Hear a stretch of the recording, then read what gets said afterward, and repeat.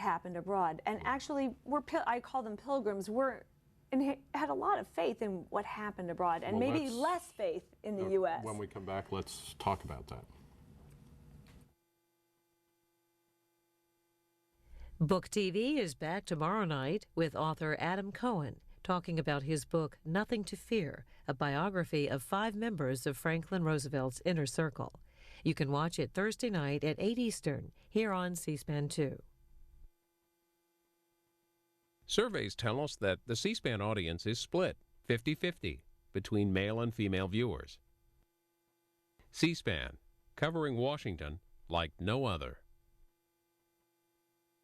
You were talking a bit about the what was called the Brains Trust originally, and then I guess got shortened in common parlance to a brain trust that Roosevelt had created around him. A bunch of mostly academics, many of them located at or having some connection to Columbia University. Rex Tugwell, who ended up being a major player and kind of theorist and architect of various New Deal things and agencies, operations.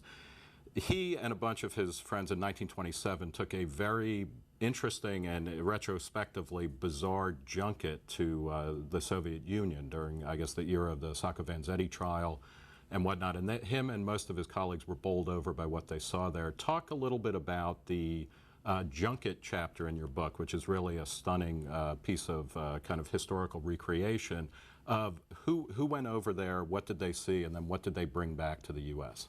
I'll also say why I wrote this. When I looked at the New Deal, I saw that the influence of these European entities from Russia to Italy was not parenthetical. Right. It was important. And in our standard histories, we'd always learned it was sort of said it by in an aside, oh yes, and they were influenced by, and if you said more, then you were a red baiter. Right. These people were not working for Moscow.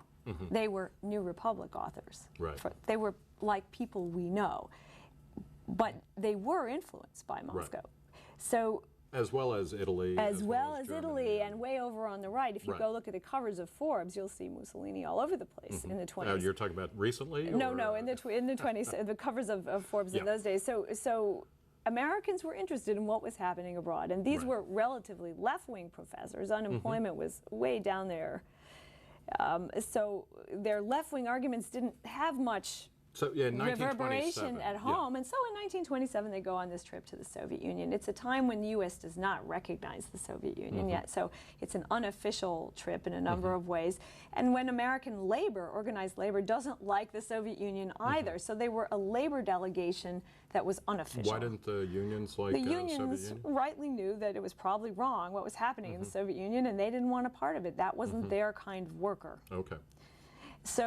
So they went, a bunch of professors, and at home, you know, these were untenured faculty, and in Russia they were royalty.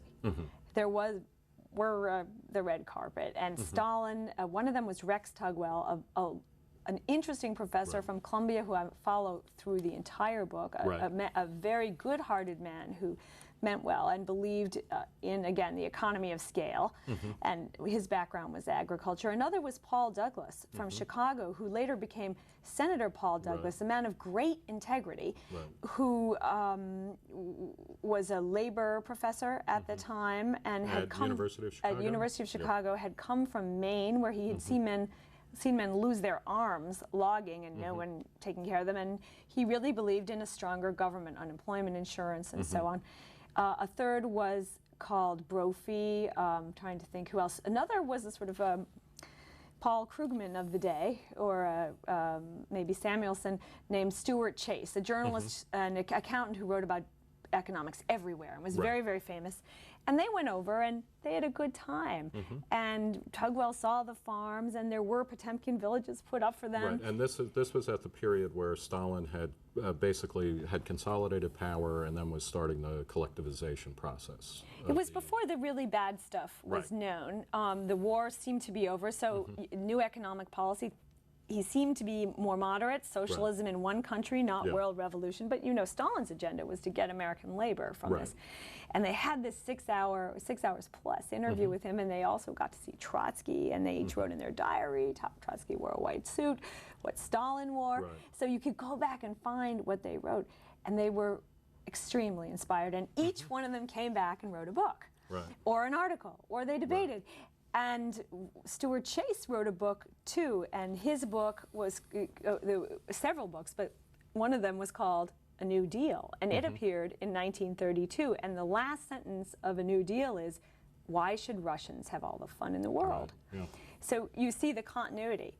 They certainly wanted Roosevelt to recognize the Soviet Union, which he did. So I think this is just part of our history, and we should acknowledge it. Also important to remember is the Sacco and Vanzetti trial and execution were very controversial. These were anarchists, probably, but the execution, or was it freedom of expression? They were being executed while the people were in Russia. So all the Russians used Sacco and Vanzetti and said, you don't have social justice in your country. And they did side with Sacco and Vanzetti. And Roger Baldwin, one of the founders of the ACLU, was also, I didn't name them all. And but then he came back turned off by the trip, right? Or relatively recently. I mean, he became a pretty staunch anti-communist. Yeah, they were all ambivalent because they all saw bad stuff, but they were inspired by the scale of the thing. Stuart Chase said they salted away the economy. And I just say, where you find the test upon them is how they reacted in the Purge trials a decade later. And I do follow their reactions. Paul Douglas had talked to a young woman. He was going through a divorce at the time. He talked to a young woman who made a big impression on him. And she told him it was free in the Soviet Union. He debated her in the night and so on. And she wrote down her name in his notebook. And 10 years later, reading the New York Times, he sees that she is one of the people liquidated. And that was a huge turning point for him. And he wrote that he had some regret for his small role in recognizing the Soviet Union. So they all reacted differently. But and again, even I mean, the Soviet Union, not to exempt individuals from both the ability to move history or to be responsible for their own actions. All of this was kind of, there was a wave of industrialization and of kind of the aggregation of people in cities, bigger businesses, industries of scale, pretty much happening throughout the industrialized world, right? And the idea was everything must be a factory. So you turn a farm into a factory, which actually they have become. And and sometimes the U.S. government wasn't interested, or there wasn't the capital in the U.S., and the Soviet Union would lure these people to say, we'll give you 10,000 more acres than you can get in the U.S. to do your farm factory experiment. So there was this interchange, and there was a competition. Soviet Union, they were building a dam, Dnieper. Well, would the U.S. build as good a dam in Hoover Dam? So it's the space race or the Olympics all over, or before they even began. There was also a fear, I mean, if you look back at some kind of free market economists like Ludwig von Mises at the time, who was talking about how you didn't need outside direction of the economy. That was a real minority position at that point, right? And everybody seemed to agree, or kind of the worldview was that things had gotten too complex and too sophisticated too quickly, and in this new modern world, we needed people to make sure the trains ran on time, or that there was some kind of overarching set of rules that would restrict what the messiness, the inefficiency of competition, to kind of straitjacket individuals to do what was right for the assembly line. Right, and only government could marshal the capital, and only government could make something comprehensive.